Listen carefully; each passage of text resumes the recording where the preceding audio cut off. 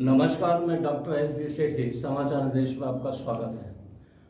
आज हमारे साथ ईएसआई मेल्टा के प्रेसिडेंट श्री सुनील कुमार जी हमारे बीच में हैं। उनसे आज बात करेंगे सेहत के बारे में और ईएसआई के हॉस्पिटल के बारे में और टेक्नीशियन के बारे में कि वहाँ की प्रयोगशाला के अंदर इस साप्ताहिक जो चलने वाला है क्या क्या होने जी। आपका हमारे स्टूडियो में बहुत बहुत स्वागत है। आप ईएसआई हॉस्पिटल में है बसई धारापुर में। आजकल आपका ईएसआई के अंदर मेडिकल लेबोरेटरी टेक्नोलॉजिस्ट एसोसिएशन का आप प्रेसिडेंट हैं भी, तो उसमें जो प्रोग्राम होगा 17 से लेकर 23 जुलाई तक का साप्ताहिक प्रोग्राम चलने वाला है जो अभी शुरू होगा, उसके बारे में थोड़ी सी हमें जानकारी दीजिए, वो क्या है। नमस्कार सेठी जी, सबसे पहले मैं आपका आभार करता हूं निर्देश चैनल का, जिसने मुझे व्यक्तिगत रूप से यहाँ आमंत्रित किया। और national medical laboratory professional week के शुभारंभ के मौके पर मैं देश भर के तमाम लेबोरेटरी प्रोफेशनल्स का अभिनंदन करता हूँ। सर, ये लेबोरेटरी प्रोफेशनल वीक 17 से 23 जुलाई प्रत्येक वर्ष 2016 के बाद से मनाया जाता है। देश भर के विभिन्न अस्पतालों में बहुत खुशी और धूमधाम से त्योहार की तरह मनाया जाता है। जैसे आपको विदित होगा, प्रत्येक कार्य क्षेत्र में अपने कार्य को बताने के लिए, उस कार्य के लिए एक वार्षिक दिवस के रूप में कोई एक दिवस को चुन के उसको मनाया जाता है। जैसे डॉक्टर दिवस, नर्सिंग दिवस, पैरामेडिकल दिवस, फार्मेसी, रेडियोलॉजी, या फिर आपका बहुत सारे ऐसे क्षेत्र हैं जहां पर इस दिवस को मनाते हैं। मुझे जहां तक मेरी जानकारी है, ये इकलौता ऐसा एक प्रोफेशन है, लेबोरेटरी प्रोफेशनल, जो अपना साप्ताहिक प्रोग्राम प्रत्येक वर्ष बनाता है 17 जुलाई 2015 के बाद से। इसके पीछे बहुत बड़ी एक कहूंगा कि बम विस्फोटक एक घटना है, जिसके कारण ये देश भर में मनाया जाता है, उत्साह के रूप में मनाया जाता है। ये 9 साल पहले की घटना है, 2015 की जी। उसके बाद से ये आपका ये कोई स्केल रिवीजन हुआ है, क्या हुआ है, उसके बाद कुछ बताएंगे इसके बारे में, क्या जानते हैं। डॉक्टर साहब, 17 जुलाई 2015 सुनहरे अक्षरों में इतिहास में लिखा जा चुका है। लेबोरेटरी प्रोफेशनल्स का कैडर हिस्ट्री सेंट्रल गवर्नमेंट में और पे पैरिटी दोनों चेंज हुआ था। सेंट्रल गवर्नमेंट के हॉस्पिटल्स में ऑलरेडी हो चुका था। देश भर के तमाम हॉस्पिटल्स, पीजीआई, जिपमर और स्टेट गवर्नमेंट्स के हॉस्पिटल्स में भी इसको एक बार मान लिया गया है। 7 CPC में 7 पे कमीशन ने भी एज इट इज इसको ऑप्ट कर दिया है। तो जहां पर नाम चेंज हो गया है, एंट्री लेवल चेंज हो गया है, और जब पैसे की बात है, तनख्वाह भी चेंज हुई है, तो इससे बहुत बड़ा असर पड़ा है। लोगों में इसके प्रति एक जागरूकता बढ़ी है, तो इसको बहुत अच्छे से सेलिब्रेट किया सप्ताह भर। पूरे सप्ताह भर क्या किया जाएगा, थोड़ा उसके बारे में जानकारी दीजिए कि एक हफ्ते का प्रोग्राम है 17 से 23 तक, तो क्या क्या प्रोग्राम है आपके उसमें। डॉक्टर साहब, ये प्रोग्राम ईएसआईसी के ऑल ओवर इंडिया हॉस्पिटल्स में, आप कहें तो जम्मू से कन्याकुमारी और इधर आपके गुजरात से लेकर आपका बंगाल तक या असम तक विश्व भर में, देश भर में मनाया जाएगा।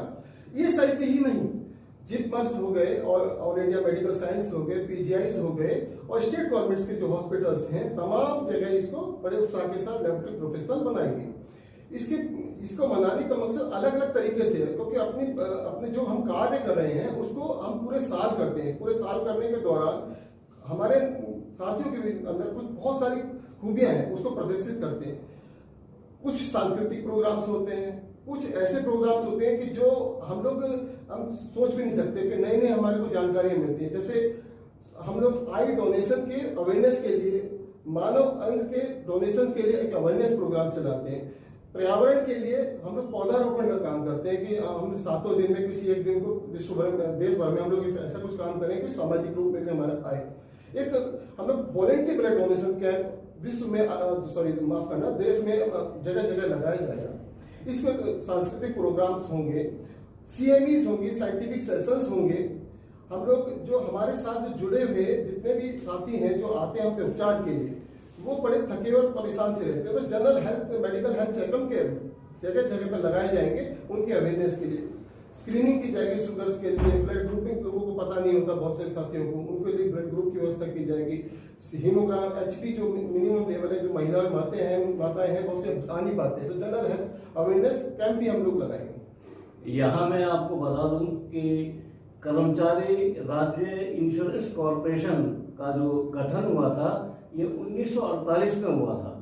पंडित जवाहरलाल नेहरू के जब वो प्रधानमंत्री काल में थे तब उन्होंने ये एक अधिनियम, केंद्रीयकृत अधिनियम ये जारी किया था, जिसके तहत ये गठन हुआ था ईएसआई का, राज्य कर्मचारी स्टेट इंश्योरेंस कॉर्पोरेशन के नाम से।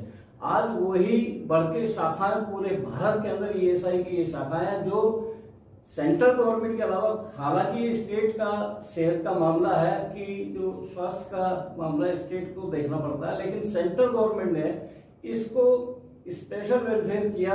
जो फैक्ट्रियों में काम करने वाले हैं, दुकानों में काम करने वाले हैं और जो इंडस्ट्री में काम करने वाले हैं, उन लोगों की हेल्प के लिए ईएसआई का गठन किया गया, जिससे कि वो अपना इलाज करा सके।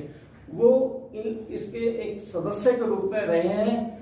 जिस ऑर्गेनाइजेशन के अंदर आज के करीब अगर एम्प्लॉय होते हैं तो वहां ये लागू हो जाता है, उसको ये ईएसआई को लागू करके बाकायदा किया था।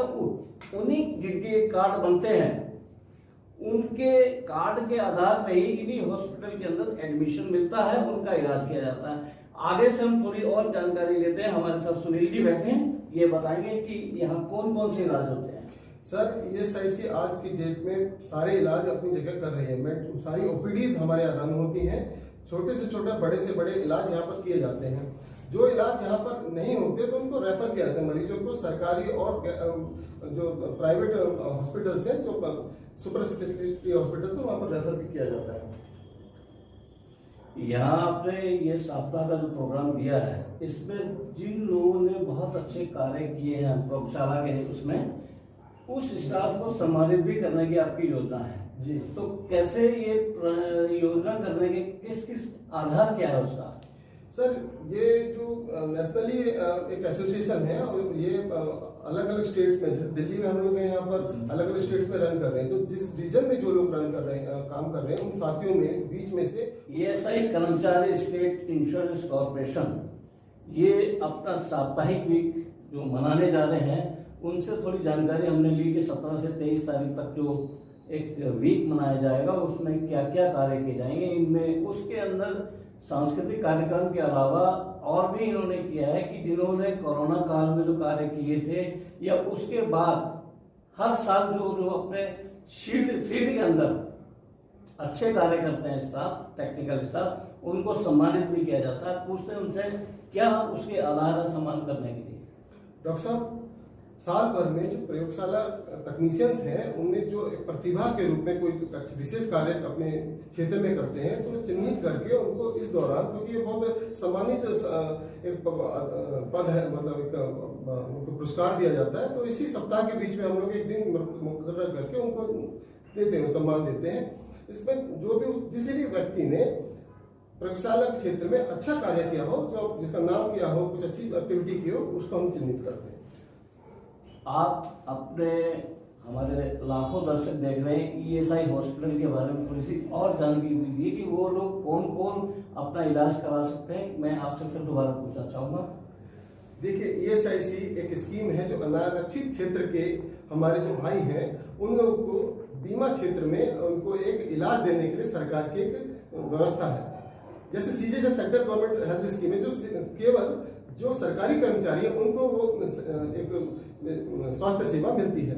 ईएसआईसी में अनारक्षित क्षेत्र के जो हमारे साथी है, उनको वो बीमा क्षेत्र में मिलती है। उनको इलाज, हर तरह का इलाज मुफ्त मिलता है। उनको अगर किसी तरह की दुर्घटना हो जाती है, कार्य क्षेत्र में कार्य करते हैं, तो उनको आजीवन पेंशन मिलती है। जो हमारे जो बहनें या माताएं हैं, जो सॉरी एक काम करो, माताएं बहनें से दोबारा स्टार्ट कर दो। जो हमारी माताएं बहनें अभी हैं, नहीं अब स्टार्ट करो। जो माताएं बहनें हैं, जो कि अपने डिलीवरी के बाद जो छुट्टी मिलती है, वो छुट्टी का भी पैसा ईएसआईसी उनको मुहैया कराती है।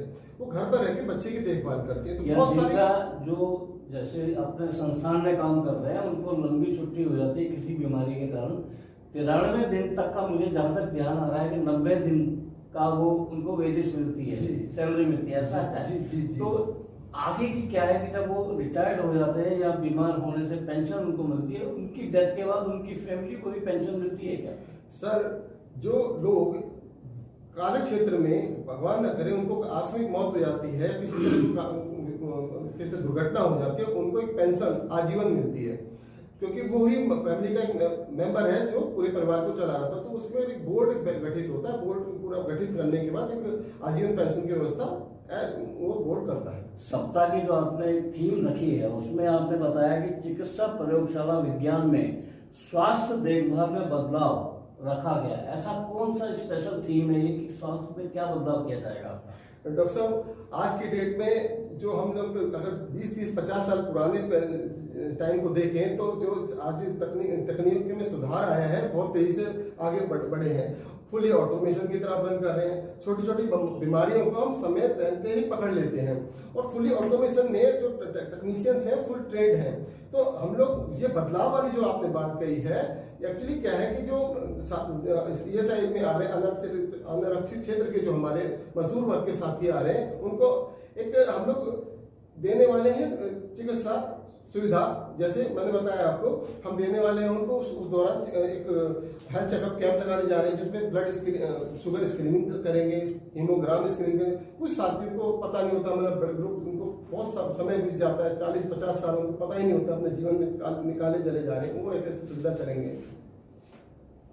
ज्यादातर अधिकतर लोगों को नहीं मालूम, उन्हें सिर्फ इतना पता है कि सेंट्रल गवर्नमेंट की तरफ से जो हॉस्पिटल है उन्हीं में इलाज होता है, या एम्स में इलाज होता है, या राज्य स्तर के जो हॉस्पिटल है उसमें डिस्पेंसरी में इलाज होता है। लेकिन ईएसआई हॉस्पिटल भी पूरे देश के अंदर मरीजों का इलाज करते हैं। बाकायदा उनके जो सदस्य होते हैं, जो संस्थान में काम करने वाले हैं, फैक्ट्री में काम करने वाली लेबर है, खास तौर से उनके वेलफेयर के लिए ये स्पेशल बनाया गया है। और श्रम मंत्रालय के अधीन ये है, अधिनियम 1948 के तहत ये पूरा काम करता है।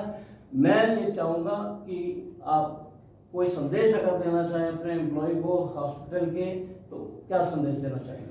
सर, सबसे पहले 17 से 23 जुलाई जो हम सेलिब्रेशन करने जा रहे हैं, इसका आगाज और जोश के साथ होना चाहिए, और पूरे देश को पता चलना चाहिए कि हम लोग लेबोरेटरी प्रोफेशनल्स हैं, हमारे अंदर प्रतिभाएं बहुत हैं, जो इस सप्ताह में पिछले सालों में मेरे साथी करते आए हैं देश भर में, और विश्व को इसके बारे में पता चलता है। तो ये ऐसा कुछ कार्य करें, सांस्कृतिक क्षेत्र में करते हैं और बाकी चीजों में करते हैं, प्लांटेशन करते हैं, ब्लड डोनेशन कैंप, ऑर्गन जो हमारे जो दान करने वाले जो अवेयरनेस के लिए हम लोग कंप्लीट करते हैं। बाकी चीज जितने भी हम मैक्सिमम CMEs करते हैं, साइंटिफिक सेशन चलाते हैं, वर्चुअल जो हमारी एक मीटिंग्स होती हैं।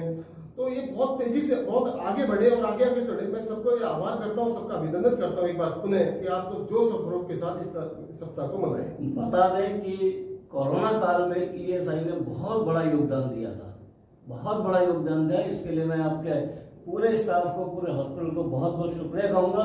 और आप हमारे स्टूडियो में आए सुनील जी, आपने बहुत कीमती और अच्छी बातें बताई ईएसआई के बारे में, आपका बहुत बहुत